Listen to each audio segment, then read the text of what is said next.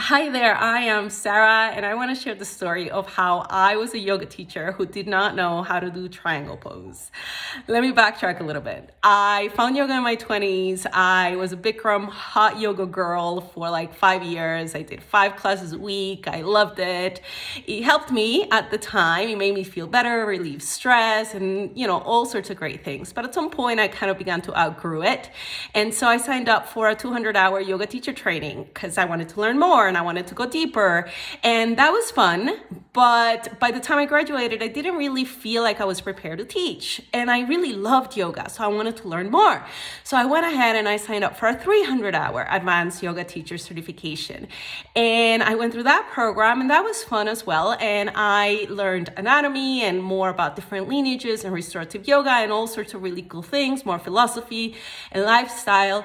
But at the end of that training, I still didn't feel like I was really getting the true meaning of yoga, and I still didn't feel prepared to teach.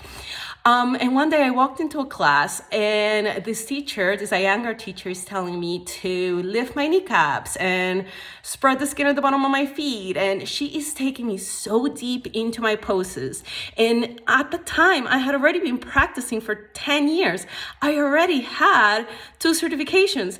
I was already out there teaching yoga, and I didn't know how to do triangle pose. I felt like a complete beginner, and I had to just start from scratch, and I loved every minute of it.